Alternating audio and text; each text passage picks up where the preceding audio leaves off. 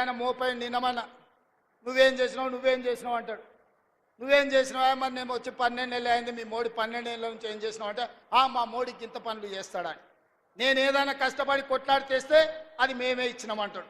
ఉదాహరణ వరంగల్లో ఇవాళ ఎయిర్పోర్ట్ తీసుకొచ్చినాం. నానా తిప్పల పడి ఢిల్లీకి వెళ్ళి నేను కూర్చొని వచ్చిన. కానీ కిషన్ రెడ్డి అంటున్నాడు లేదు ఆ ఎయిర్పోర్టు నేనే తెచ్చిన, మేమిచ్చిందే ఎయిర్పోర్టు మా మోడీ ఇచ్చిండు నేను తెచ్చిన అంటున్నాడు. ఓకే, నాకేం అభ్యంతరం లేదు. మీడియా మిత్రులారా, మోడీ గారు ఇచ్చిండ్రు, కిషన్ రెడ్డి గారు తెచ్చిర్రు. అది నిజమైతే మెట్రో రాలేదు కదా, రాలేదంటే ఆపింది మోడే కదా.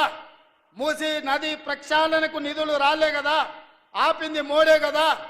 మాపమని చెప్పింది నువ్వే కదా. రీజనల్ రింగ్ రోడ్ ఉత్తర భాగం నేను తెచ్చినా అంటున్నావు కదా, దక్షిణ భాగం ఆగిపోయింది, ఆపింది నువ్వే కదా. ఉత్తర భాగం కూడా క్యాబినెట్లో పెట్టకుండా టెండర్లు పిలిచిన వాయిదాలు వేస్తున్నది నువ్వే కదా. మా పాలమూరు రంగారెడ్డి ఎత్తిపోతలకు 60 టీఎంసీల నీటి కేటాయింపులు 10 ఏళ్ల నుంచి పెండింగ్ ఉన్నది కదా, ఆపింది నువ్వే కదా.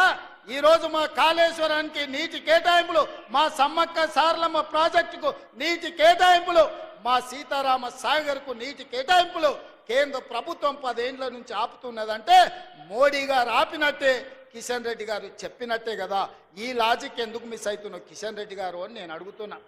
వస్తేనేమో ఆయన ఖాతాలు రాసుకుంటాడట, రాకపోతేనేమో రేవంత్ రెడ్డి ఏం చేయలేదు అంటాడంట.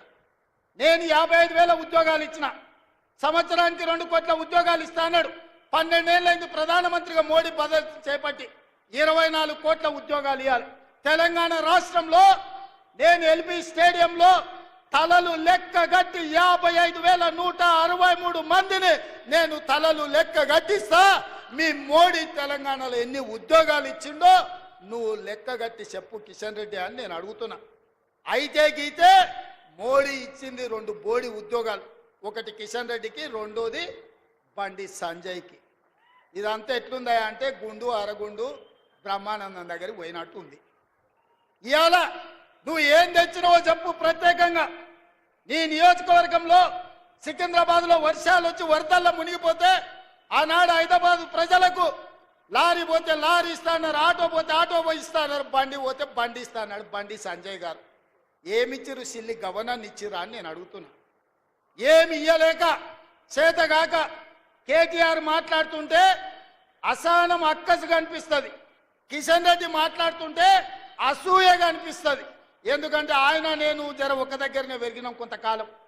అరే నాకంటే ముందుగాల నాకంటే చిన్నోడు తెలంగాణకు ముద్రైందని కడుపు నిండా అసూయ కుళ్ళు పెట్టుకొని కాళ్ళ కట్టె పెట్టే పని చేస్తున్నాడు కిషన్ రెడ్డి. నువ్వు ఇట్లాంటి తప్పుడు పనులు చెయ్యకు. ఎక్కువ రోజులు ముసుగు దొడుక్కొని నడపలేవు. మొన్నటికి మొన్న మనోహర్ లాల్ ఖట్టర్ కేంద్ర మంత్రి హైదరాబాద్కు వస్తా అంటే మొదట రాకుండా అడ్డుకున్నాడు, రెండవసారి వచ్చిండు. ఆయన పట్టణాభివృద్ధి శాఖ మంత్రి, విద్యుత్ శాఖ మంత్రి, గృహ నిర్మాణ శాఖ మంత్రి.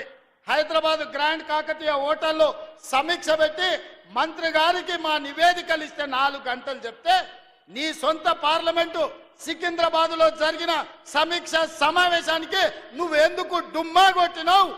నువ్వెందుకు మనోహర్ లాల్ ఖట్టర్ను మెట్రో ఇవ్వమని అడగలేదు, పేదోళ్ళకి ఇందిరమ్మ ఇండ్లు ఇవ్వమని అడగలేదు, ఇవాళ విద్యుత్తులో ఆర్థిక సహాయాన్ని ఇవ్వమని ఎందుకు చెప్పలేదు కిషన్ రెడ్డి గారు? దీన్ని బట్టి నీ కుళ్ళేందో నీ అసూయేందో కళ్ళకు కనిపిస్తలేదా అని నేను అడుగుతున్నా. కానీ అదే సమావేశానికి ఈటల రాజేందర్ గారు వచ్చి మెట్రోను మేడ్చల్ వరకు ఇవ్వమని అడిగిన మాట నిజం కాదా? హైదరాబాద్కు మంత్రి వస్తే తెలంగాణ అభివృద్ధి కోసం సమీక్ష చేస్తే 10 సార్లు నేను నీ చుట్టూతో తిరిగి మా అధికారులందరినీ ఇంటికి పంపించి నివేదికలు ఇస్తే మంత్రి వచ్చినప్పుడు నువ్వు రావా? ఏం పని చేస్తున్నావే కిషన్ రెడ్డి? హైదరాబాద్కు ఢిల్లీలోనే మంత్రి వస్తాడు కానీ ఈడ గల్లీలున్న నువ్వు సమీక్షకు రావా? ఇది నీ బుద్ధి, నీ దుర్బుద్ధి.